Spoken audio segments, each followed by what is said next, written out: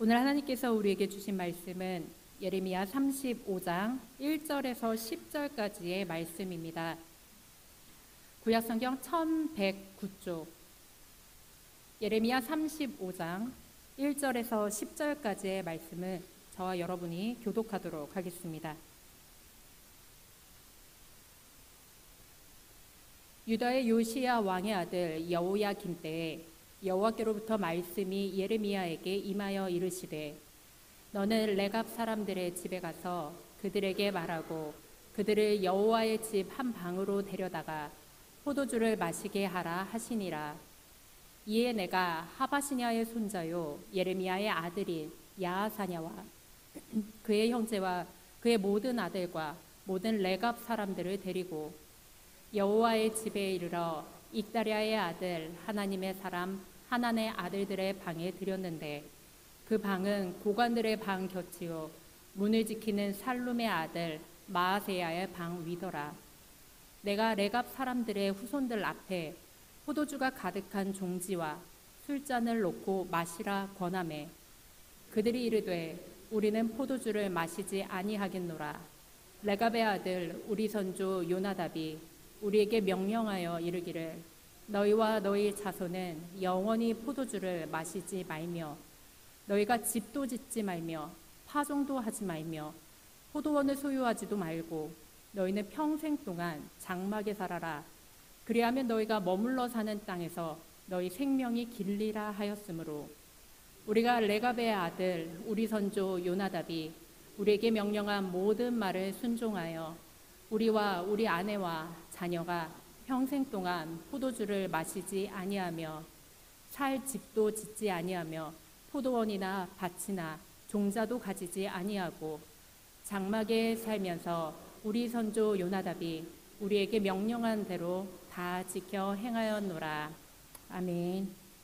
네, 오늘의 말씀은 예레미야 35장에 기록된 레갑의 후손들입니다. 오늘은 레갑의 다음 세대들이라는 제아 아래 우리가 함께 말씀을 상고하고자 합니다. 오래전에 정의란 무엇인가 라는 책이 한국에서 굉장히 선풍적인 인기를 끌었습니다. 그 당시 사회가 도덕적으로 타락하고 세계의 정치, 경제, 문화가 혼란 속에 빠졌을 때 이 책의 저자인 마이클 샌델 교수님이 정의란 무엇인가 라는 책을 써서 우리 사회를 어떻게 바라보아야 하는가에 대한 우리가 깊이 있는 생각을 하던 시기가 있었습니다. 이 마이클 샌델의 후속 책들이 여러 권이 있는데 그 중에 한 권인 돈으로 살 수 없는 것들이라는 책이 있습니다. 저도 이 책이 이제 출간이 되어서 저도 한번 읽어본 적이 있었는데 제가 이 책에서 굉장히 기억 남는 서두가 있어서 그것을 함께 우리 말씀의 처음 시간에 나누려고 합니다. 이 책에서는 지금의 우리가 살고 있는 세상을 이렇게 묘사합니다. 세상에는 돈으로 살 수 없는 것들이 있다. 하지만 요즘에는 그리 많이 남아있지 않다. 모든 것이 거래 대상이 되고 있기 때문이다. 몇 가지 예를 들어보겠다. 교도소 감방 업그레이드 1박에 $82.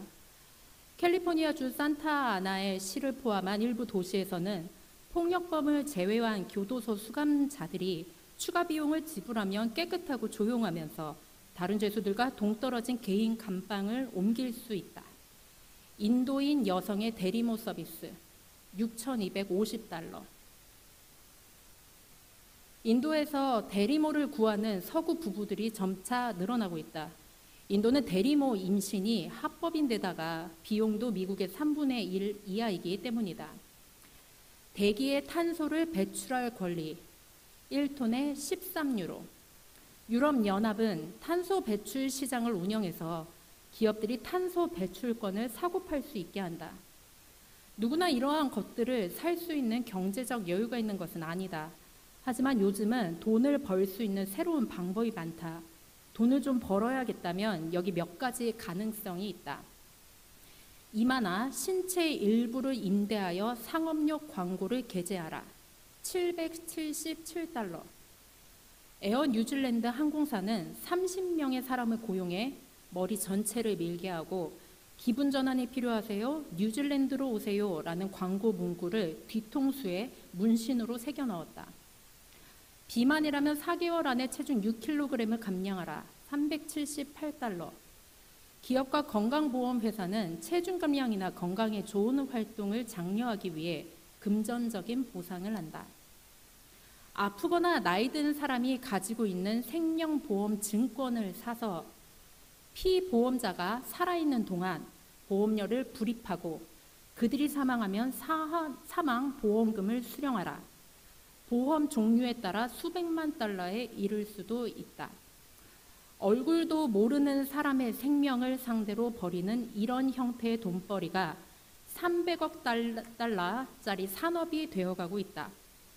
피보험자가 일찍 사망할수록 투자자들의 수익은 올라간다. 실제 2023년도에 일어나고 있는 여러 가지 돈으로 할 수 있는 것들입니다. 마이클 샌델은 위에 예시를 들고 이렇게 덧붙입니다. 우리는 거의 무엇이든 사고 팔 수 있는 시대에 살고 있다. 지금 30년을 거치면서 시장 및 시장 가치가 유례 없이 현대인의 삶을 지배하게 되었다. 그렇다고 우리가 이런 상황을 깊이 생각하고 선택한 것은 아니다. 그러한 상황은 거의 저절로 생겨난 것 같다. 냉전이 끝나면서 시장과 시장 중심의 사고방식은 무엇과도 견줄 수 없는 만큼 대단한 위세를 떨쳤고 또 그럴 만도 했다. 재화의 생산과 유통을 조직화하는 어떤 메커니즘도 시장만큼 성공적으로 풍요와 번영을 이끌어내지 못했기 때문이다. 하지만 자국 경제를 운영하기 위해 시장 메커니즘을 수용하는 국가가 전 세계적으로 늘어나면서 전에 없던 현상이 일어나고 있다. 시장 가치가 사회 생활에서 차지하고 있는 역할이 커지게 되는 것이다. 경제가 제왕의 지위를 차지하고 있다. 사고 판단은 논리가 더 이상 물리적 재화에만 적용되지 않고 점차 현대인의 삶 전체를 지배하기 시작했다. 따라서 우리는 과연 이렇게 살고 싶은지 자문해 봐야 할 때다. 마지막 줄을 다시 한번 읽어보자면 마이클 샌델은 이렇게 우리에게 묻고 있습니다. 경제와 돈이 우리의 삶 전체를 지배하고 있는데 이제 우리는 질문해야 된다. 이제 우리는 과연 돈과 경제에 지배를 당하고 살고 싶은지 자문해 봐야 할 시기가 지금이다. 우리는 이러한 시대를 살고 있습니다. 물론 여기에서 나온 돈으로 살 수 있는 이러한 상황들이 저는 지금 좋고 나쁘다, 옳고 그르다, 이것이 선과 악, 흑과 백이다, 이것을 논하고자 하는 것은 아닙니다. 그것은 교회 밖을 나서서 사회에서 윤리적이나 도덕적인 잣대로 해야 할 것이라고 생각을 합니다. 그런데 이 마이클 샌델의 책에 나와 있는 대로 이러한 시대를 살고 있는 우리라면은 다음의 신앙의 질문들은 반드시 해봐야 하지 않을까 생각합니다. 돈으로 모든 것이 되어가는 세상, 돈의 논리가 지배하는 현대인의 삶을 살고 있는 우리는 나의 자손에게, 나의 손주들에게, 그리고 나의 가문의 앞으로의 후세들에게 1번으로 물려주어야 하는 것은 무엇일까요? 이것은 비단 내 육신의 가족, 육신의 자손에게만 해당하는 것은 아닙니다. 우리 교회가, 우리 한국교회가 다음 세대와 영의 자식들에게 물려주어야 하는 것은 무엇일까요? 대답은 간단합니다. 믿음을 물려줘야 되고, 신앙을 물려줘야 되고, 하나님을 바라보는 방향성을 물려줘야 되고, 모두 다 이렇게 이야기를 할 것입니다. 그런데 제가 질문하고자 하는 것은 우리의 마음속 깊은 곳에서 우리의 긴급한 상황에 처할 그 상황에서는 과연 이러한 것을 물려주어야 한다고 내가 생각하고 내가 행동하고 내가 실천을 하는 것입니까? 라는 것입니다. 모르긴 몰라도 우리의 마음속 깊은 곳에서는 우리 교회가 물려주어야 할 것이 굉장히 좋은 건물, 사람들이 오르락 내리락 하기 좋은 접근성을 가진 건물, 세련된 교회 인정 시스템, 정말 사람이 하루를 힘차게 살아갈 수 있는, 그리고 생기 있게 시작할 수 있는 명상, 발달된 친교 모임, 사람과 사람 사이의 좋은 매너, 그리고 교회의 헌금을 잘 아껴서 교회의 이월금을 가장 많이 남겨주어야 하는 것은 아닐까? 이러한 생각을 마음속 깊이 우리는 사실 할 수도 있다는 것입니다. 저는 개인적으로 고민이 많습니다. 저는 이것이 정말 진짜 저의 고민입니다. 우리가 다 아는 결론은 믿음, 신앙, 진짜로 굳센 믿음, 이것인데 솔직히 질문을 해보면은 우리가 막상 그 상황에 닥쳐서는 교묘하게 나를 굳건하게 만드는 믿음은 나를 굳건하게 세울 수 있는, 교회가 외적으로 굳건하게 보여질 수 있는 것을 믿음으로 상정하는 것은 아닐까라는 생각을 한다는 것입니다. 이러한 고민이 있는 이 시대에 특히 물질이 무엇이든 살 수 있다가 정말로 피부로 와닿는 이 시대에 오늘 우리가 읽은 예레미야 35장의 말씀은 어떻게 살아야 하나님의 앞에서 영원히 끊어지지 않는 대를 가질 수 있을까에 대한 말씀이라고 생각을 합니다. 이 혼탁한 시대를 살아가면서 도대체 우리는 어떻게 신앙을 지킬 것인가, 믿는 것은 무엇인가, 이것을 레갑이라는 한 족속을 통해서 우리가 말씀을 참고하고자 합니다. 예레미야 35장 1절에서 2절까지의 말씀에는 이렇게 기록이 되어 있습니다. 유다의 요시야 왕의 아들 여호야김 때에 여호와께로부터 말씀이 예레미야에게 임하여 이르시되 너는 레갑 사람들의 집에 가서 그들에게 말하고 그들을 여호와의 집 한 방으로 데려다가 포도주를 마시게 하라 하시니라. 예레미야 35장은 남유다의 18번째 왕 18대 왕 여호야김 시대입니다. 여호야김 왕은 우리가 잘 알고 있다시피 종교적으로는, 신앙적으로는 우상 숭배에 몰두해 있었고 정치적으로는 바벨론이 쳐들어오고 있는 시기였고 백성들은 왕에 의한 심한 노역과 고통을 당하고 있던 시기입니다. 이 시기에 예레미야 선지자에게 하나님의 말씀이 임하였습니다. 그리고 하나님께서는 말씀을 통하여 예레미야에게 레갑 사람들을 불러오라고 말씀하셨습니다. 레갑 사람들이 누구일까요? 사실 우리가 성경에 수많은 인물들이 기록이 되어 있는데 레갑이라는 사람들은 사실 우리에게 익숙하지는 않은 사람들입니다. 이 레갑 족속의 시작은 우리가 알고 있는 출애굽기에서 시작을 합니다. 레갑은 모세의 장인어른인 이드로, 다른 이름으로는 르우엘이라고 하는데 이 이드로의 후손이었습니다.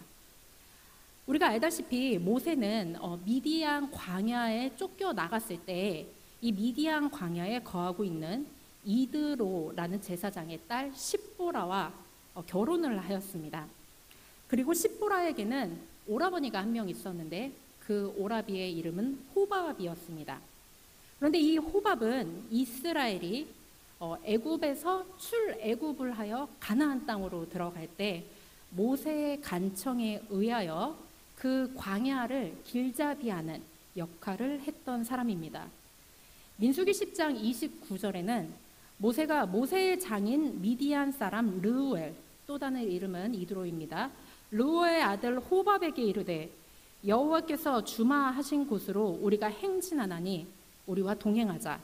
그리하면 선대하리라.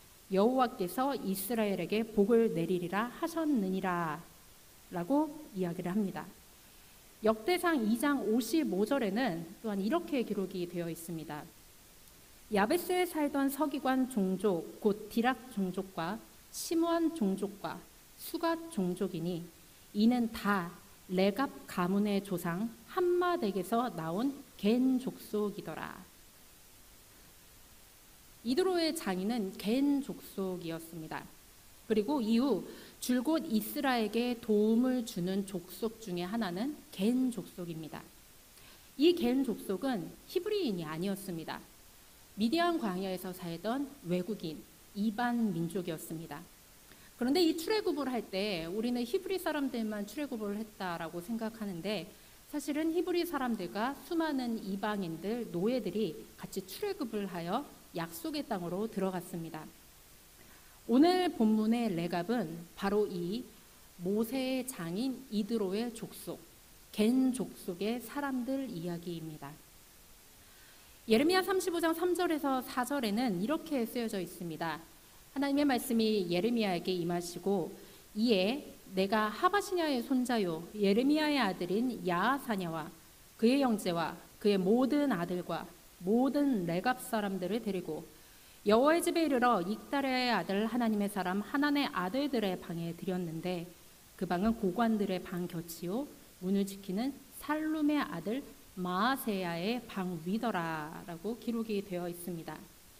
하나님의 말씀대로 예레미야가 레갑 사람들을 한 곳에 모았습니다. 여호와의 집에 머물게 하였는데 이 여호와의 집은 성전입니다. 여기에는 3절과 4절에 세세하게 사람들의 이름이 기록이 되어 있습니다. 그리고 이 사람들에게 하나님의 사람이라는 별칭이 붙었습니다. 예레미야 35장 3절에서 4절에 하나님의 사람이라고 사람들의 이름이 나온 것을 보면 여기서 나오는 하나님의 사람은 예언자 그리고 선지자들을 의미를 합니다. 오늘 여기에 기록된 하나님의 아들들도 아마도 예레미야와 함께 그 시대에 예언을 하고 하나님의 계시를 나타내었던 선지자들이었을 것이라 라고 다 추정을 합니다. 다시 말하자면은 레갑을 여호와의 성전에 데리고 왔는데 그 성전에는 예레미야와 같은 선지자들과 그리고 그 당시 유대교의 종교 지도자들, 정치적으로도 종교적으로도 고위 관직에 있는 사람들이 한 방에 모였습니다. 이 사람들이 레갑과 함께 말씀에 의하면은 다 같이 술 파티를 하러, 술잔치를 하러 모이라고 하였던 것입니다. 예레미야 35장 5절에서 7절까지의 말씀을 우리가 함께 읽도록 하겠습니다. 내가 레갑 사람들의 후손들 앞에 포도주가 가득한 종지와 술잔을 놓고 마시라 권하매 그들이 이르되 우리는 포도주를 마시지 아니하겠노라. 레갑의 아들 우리 손주 요나답이 우리에게 명령하여 이르기를 너희와 너희 자손은 영원히 포도주를 마시지 말며 너희가 집도 짓지 말며 파종도 하지 말며 포도원을 소유하지도 말고 너희는 평생 동안 장막에 살아라. 그리하면 너희가 머물러 사는 땅에서 너희 생명이 길리라 하였으므로. 아멘. 5절 말씀을 보면은 예레미야가 레갑 사람들의 후손들에게 포도주를 따르며 권하였다라고 기록이 되어 있습니다. 히브리어 원어를 보면은 여기서 나오는 권함에는 단순히 요청하는 것이 아니라 거절하기 어려울 정도로 강권하여서 억지로 술을 먹이려 하였다라는 뜻으로 해석이 됩니다. 선지자라면은 이스라엘 그 당시에 하나님의 말씀을 대언하는 사람으로서 굉장히 높은 종교 지도자다라고 그 당시 사람들은 생각했을 것입니다. 그 대단한 종교적 권위를 가지고 있는 선지자인 예레미야가 술을 권했습니다. 그런데 성경에 나온 대로 레갑의 자손들, 레갑 사람들은 이렇게 대답을 합니다. 당신이 지금 나에게 포도주를 권하였지만 우리의 조상님이신 요나답께서는 우리에게 5가지를 명령을 했습니다. 첫 번째, 영원히 포도주를 마시지 말고, 두 번째, 집도 짓지 말고, 세 번째, 파종도 하지 말고, 네 번째, 포도원 소유도 금지하고, 5번째, 너희는 영원히 거처를 옮겨 다니면서 장막에 살아라. 이 5가지를 우리에게 명령하였고 우리는 그 명령을 지키기에 우리는 포도주를 마실 수 없습니다. 라면서 거절을 합니다. 여기 나오는 레갑의 자손들은 자신의 선조인 그리고 레갑의 아들인 요나답의 명령을 여지껏 지키고 있었습니다. 요나답은 이 시대에서부터 250년에서 300년 전에 이 땅에 머물렀던 사람입니다. 다시 말하자면은 레갑의 자손들은 약 250년에서 300년 동안 자신의 선조가 이야기한 이 5가지 명령을 지키면서 정말로 장막에서만 거하는 사람으로 살았습니다. 요나답은 어떤 사람이었을까요? 요나답은 열왕기 하에 등장하는 인물입니다. 그 당시 열왕기 하 10장에 나오는 이야기는 당시에 아합 왕조가 하나님 앞에서 바알을 섬기면서 대단한 악을 저질렀을 때 예후라는 사람이 더 이상 하나님 앞에서 이방신을 섬기는 것을 보지 못하겠다 하고 아합 왕조를 척결하고 예후 왕조가 들어서는 시기였습니다. 열왕기하 10장 15절에 보면은 이러한 말씀이 쓰여져 있습니다. 예후가 거기에서 떠나가다가 자기를 맞이하러 오는 레갑의 아들 여호나답을 만난지라 그의 안부를 묻고 그에게 이르되 내 마음이 내 마음을 향하여 진실함과 같이 내 마음도 진실하냐 하니 여호나답이 대답하되 그러하니이다. 이르되 그러하면 나와 손을 잡자. 손을 잡으니 예후가 끌어 병거에 올리며라고 기록이 되어 있습니다. 여기서 나오는 여호나답의 또 다른 이름은 요나답입니다. 이 여호나답 또는 요나답은 아합 집안을 뒤집어 엎는 혁명의 가담한 가문이었습니다. 다시 말하자면은 아합과 이세벨이 포도원과 이제 포도원 주인을 죽인 사건을 통해서 하나님께서 이 왕조를 멈추겠다라고 말씀을 하셨을 때 예후가 혁명을 일으키고 그 혁명을 일으킬 때 1등 공신으로 요나답이 동참을 하여서 성공을 시켰다는 이야기입니다. 예후는 이후에 이 당시 극심하게 성행하였던 바알 우상을 섬기던 모든 사람을 척결하였습니다. 모든 선지자들도 죽였습니다. 그리고 나서 이 혁명은 성공하였습니다. 그런데 이상하게 열왕기 하에는 이 일 이후로 요나답이 등장을 하지를 않습니다. 분명히 우리 생각에는 이 거대한 전쟁에서 성공을 하였고 여기에 1등 공신이니 아무리 이방인이라 하더라도 이스라엘 왕조로 편입을 하거나 아니면 이스라엘 역사에 굉장히 많이 등장하는 위대한 이름이 되었을 것 같은데 요나답은 그 이후에 사라졌습니다. 다시 말하자면은 정치적으로 다른 어떠한 자리도 차지하지 않고 이름도 올리지 않고 사라진 것입니다. 왜 사라졌는지는 우리가 기록이 없어서 알지 못합니다. 그런데 이 예레미야 35장에 요나답의 자손들이 다시 등장을 한 것입니다. 우리가 그렇기 때문에 추정하는 바로는 여러 신학자들이나 아니면 목회자들이 추정하는 바로는 아마도 열왕기하 10장 28절 이후에 예후가 바알 우상들을 척결하는 데는 성공하였지만은 그 당시 여로보암의 죄, 다시 말하자면은 또 다른 우상 문제와 하나님 앞에서의 죄악에 대해서는 떠나지 못했다라고 기록이 되어 있습니다. 예후의 종교개혁은 그렇기 때문에 우리는 불완전한 종교개혁, 반쪽짜리 종교개혁이라 일컫습니다. 아마도 요나답은 반쪽짜리 종교개혁 안에서 자신이 더 이상은 이곳에 가담하지 못하겠다. 자신의 믿음의 고백대로, 신앙의 고백대로 이곳에 내가 있지 않겠다라고 거절하고 아마 등을 돌렸지 않을까 우리는 추측을 하고 있습니다. 그래서 요나답은 그 이후에 이름이 없어집니다.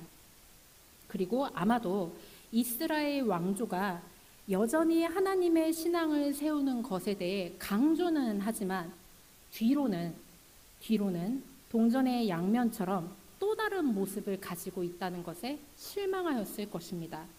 여전히 예후가 왕이 돼도 베델과 단에는 금송아지가 세워져 있고 그 금송아지를 한켠에서는 절을 하고 또 다른 한켠에서는 하나님께 제사를 드렸던 것이 이스라엘 사람들이었기 때문입니다.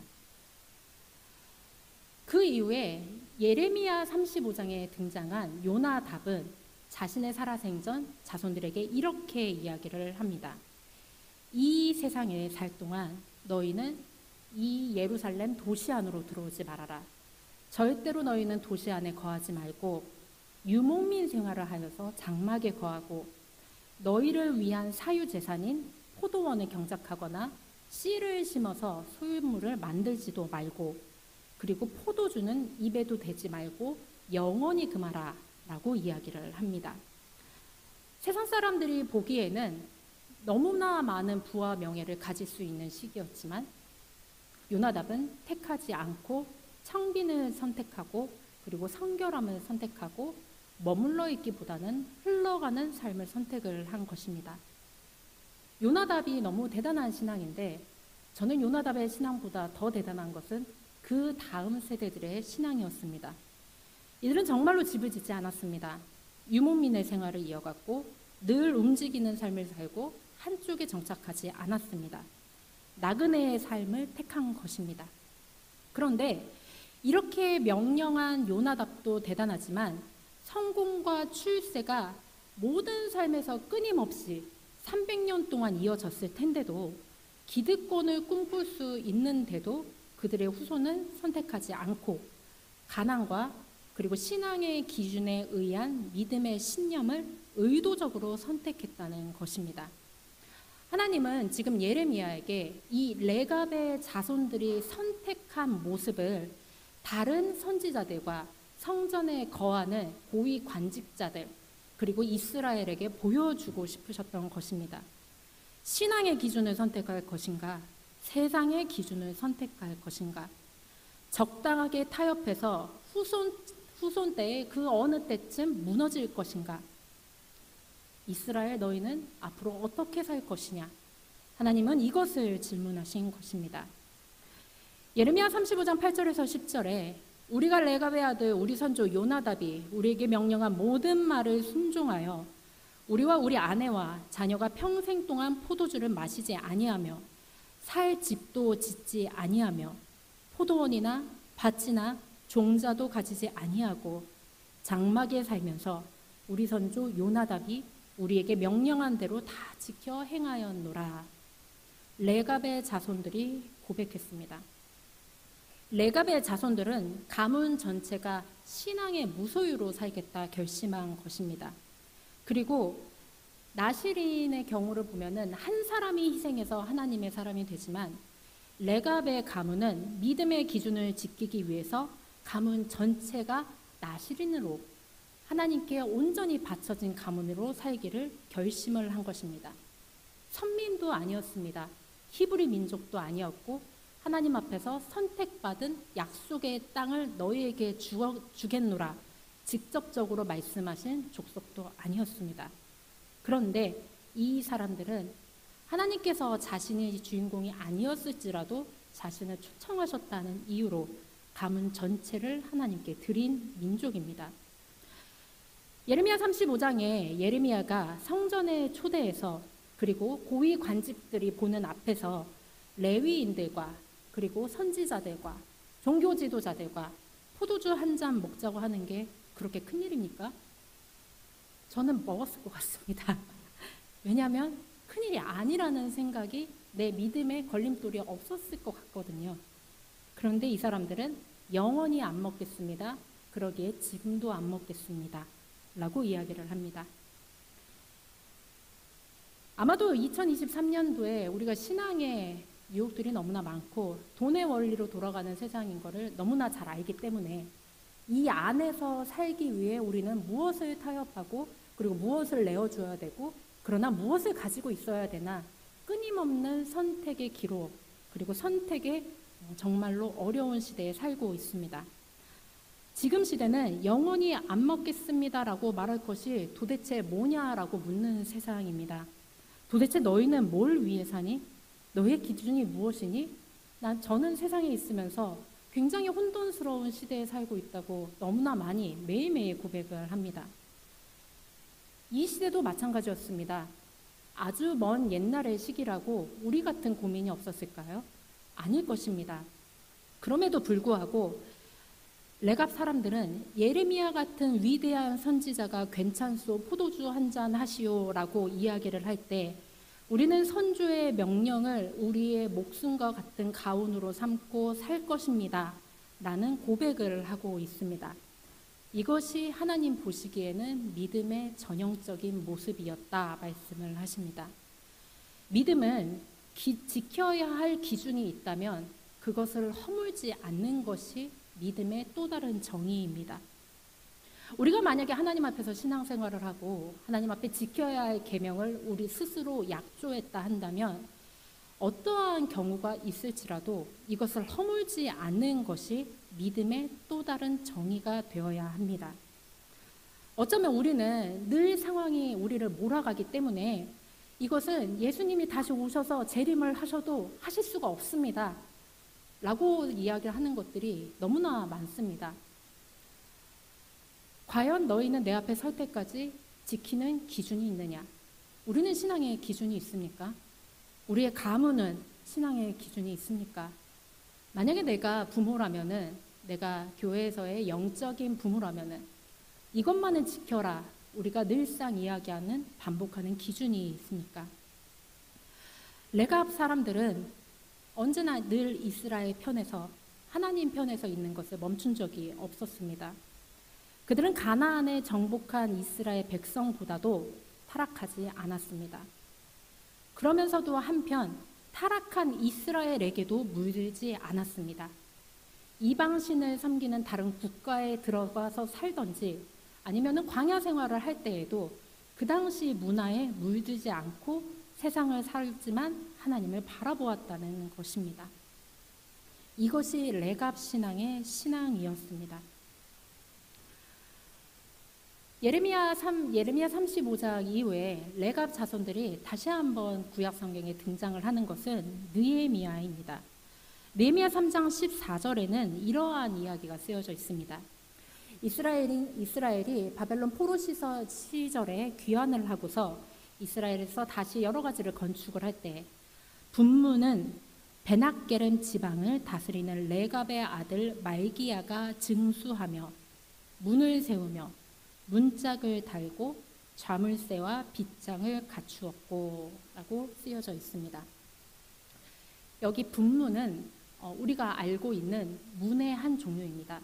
동대문, 남대문, 서대문 그렇게 도시를 구획을 하여서 오고 갈 수 있는 문 중에 하나인데 이 분문은 우리가 분비물을 할 때 분자를 사용하여서 한국어로 번역을 다시 하면은 똥문입니다.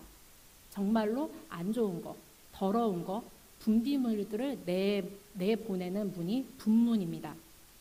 이 문을 맡은 자손이 누구냐?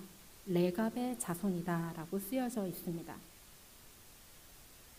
예레미야 35장에 예레미야는 레갑의 자손들을 위대한 자손이다라고 칭하였습니다. 아마도 그 이후에 레갑의 자손들은 다시 그곳에 머물지 않고 자신들의 원래 삶의 방식대로 나아가 아마 장막에 거주하며 광야에서 유목민 생활을 하며 고위 관직을 가지지 않고 기득권을 취하지 않고 가장 낮은 자리에서 자신들의 가문의 삶을 이어갔을 것입니다. 이러한 민족의 모습을 보고서 예레미야 35장 14절에는 이렇게 하나님께서 말씀을 하십니다. 레갑의 아들 요나답이 그의 자손에게 포도주를 마시지 말라 한 그 명령은 실행되도다. 그들은 그 선주의 명령을 순종하여 오늘까지 마시지 아니하거늘 내가 너희에게 말하고 끊임없이 말하여도 너희는 내게 순종하지 아니하도다. 거듭 예언자를 통해 말씀하시고 이스라엘을 치시고 말씀도 직접적으로 하셨지만 이스라엘 백성들은 깨닫지 못했습니다. 그들은 하나님의 교훈도 받아들이지 못했습니다. 그러한 이스라엘의 백성, 선택을 받은 이스라엘 백성 앞에 가난하고 보잘것없고 특히나 외국인인 레갑 자손을 하나님은 대조를 시키십니다. 선주의 명령을 철저히 지키는 레갑, 이스라엘 백성들이 있지만 그들의 타락에 물들이지 않고 그러나 이스라엘 백성 옆에 여전히 있는 레갑, 그 레갑을 향하여서 하나님께서는 35장 18절에서 19절까지 이렇게 말씀을 하십니다. 예레미야가 레갑 사람의 가문에게 이르되 만군의 여호와 이스라엘의 하나님께서 이와 같이 말씀하시기를 너희가 너희 선조 요나답의 명령을 순종하여 그의 모든 규율을 지키며 그가 너에게 명령한 것을 행하였도다. 그러므로 만군의 여호와 이스라엘의 하나님께서 이와 같이 말씀하시니라. 레갑의 아들 요나답에게서 내 앞에 설 사람이 영원히 끊어지지 아니하리라 하시니라. 아멘. 구약 성경을 통틀어서 내 앞에 너희의 믿음 때문에 영원히 끊어지지 아니하리라 라는 하나님의 말씀을 받은 족속은 겐 족속 레갑의 후손들이 유일합니다. 이들은 외국인이었고 이들은 하나님 앞에서 히브리인의 선택을 받지 못했습니다. 이스라엘 곁에서 그저 소수민족으로 남아있는 사람이지만 하나님은 이스라엘 백성에게 말하지 않고 레갑의 후손들에게 너희만이 영원히 내 앞에서 끊어지지 아니하리라 라고 말씀을 하셨습니다. 이들이 살던 지역은 느헤미야에 의하면 벤핫게렘이라는 지역입니다. 이곳에 지금 이스라엘의 이름은 라못 라헬이라는 곳입니다. 성경에 정확하게 기록이 되어 있지 않지만 많은 학자들이 자신들의 신학의 기록을 보고 추정을 하는 바에 의하면은 이 라못 라헬은 예수님께서 탄생을 하실 때 천사들이 첫 번째로 목자들에게 나타난 곳이다 라고 추정을 합니다. 그 당시 목자들이 천사의 음성을 듣고 아기 예수님을 동방박사와 함께 처음으로 보게 된 자들입니다. 이 목동들이 왜 주저하지 않고 그리고 숨지 않고 그 말씀에 순응하여 아기 예수님을 보고 함께 기뻐하였을까 생각을 해보면 어쩌면은 그 당시 목동들이 레갑의 후손이어서 레갑의 자손들의 그 유지를 받아들여서 그곳에 머물고 있었고 스스로 가난을 택하고 스스로 신앙의 청빈을 선택하여서 그러한 것은 아닐까라고 추측을 합니다. 물론 이것은 추측입니다. 하지만 레갑 자손은 그 이후에 기득권을 취하여서 멸하였다, 하나님 앞에서 타락하였다라는 말이 없이 구약 성경에서 그들의 이야기가 멈추게 됩니다. 레갑 자손의 이야기를 통하여서 우리는 몇 가지를 생각을 해야 될 것 같습니다. 하나님의 사람들인 우리들은 정말로 신앙의 기준을 전수하고 있는 믿음의 후손들이 우리에게는 있습니까? 믿음의 생명을 연장한다는 것은 믿음의 후손들이 내 앞에 있는 것인데 많은 경우를 보아서 우리가 믿음을 지키고 믿음의 후손이 생겨나고 믿음이 대를 이어간다는 것은 제 상식상에서 제가 알고 있는 세상에서는 한 가지입니다. 그것은 마치 연어가 물길을 거슬러야만 알을 낳고 자신의 후손들을 낳듯이 세상에 있는 풍조들을 한 번쯤은 거스리는 것을 보았던 후손들만 믿음의 신앙을 이어갈 수 있습니다. 부모들 중에, 교회 어른들 중에 한 번이라도 세상의 기득을 취하지 않고 그것을 거슬러서 믿음을 선택하는 것을 본 적이 있는가? 그리고 그 선택을 후회하지 않고 기뻐하는가? 이러한 것을 본 자손들이 그 생명을 연장한다 라고 생각합니다. 왜냐하면 그 이유가 레갑 자손들에게 있기 때문입니다. 만약에 내가 지금까지 신앙의 기준을 자녀들에게 보여준 적이 없습니까? 또는 우리 영주교회 영적 자손들에게 보여준 적이 없다면 좌절하지 마시고 우리 오늘부터 사실 그 기준을 보여주고 실천하면 됩니다. 어렵습니다. 어려운 이유를 100가지도 더 들 수 있습니다. 그럼에도 불구하고 우리가 한 번쯤은 세상을 거스르는 기준을 선택을 하여서 그 기준을 우선순위로 하여 보여준다면은 우리 안에 영주교회의 레갑의 후손들이 생겨나고 그 생명이 영원히 하나님 앞에서 끊어지지 않는 기적과 축복을 볼 수 있을 것이라 생각합니다. 신앙의 명문 가정은 세상의 부와 세상의 기준에 충족하고 신앙도 지켜나가는 가문을 의미하는 것이 아닙니다. 신앙의 명문 가정은 그것을 거스르지만 그 안에서 모든 것을 버릴지라도 신앙을 선택한 선조가 있는지가 신앙의 가문을 결정하는 것입니다. 그렇기 때문에 신앙을 택한 부모에게만 생명의 연장이 일어납니다. 하나님 앞에서 우리가 레갑의 후손들을 보았듯이 우리 안에도 하나님, 세상의 주인 되시는 하나님을 선택할 수 있는 용기가, 그리고 그것을 실천해도 내가 후회하지 않고 기뻐할 수 있는 감사와 용기, 그리고 그것을 볼 수 있는 우리의 자녀들이 우리 영주교회 앞에 영원히 있기를 축복하고 소망합니다.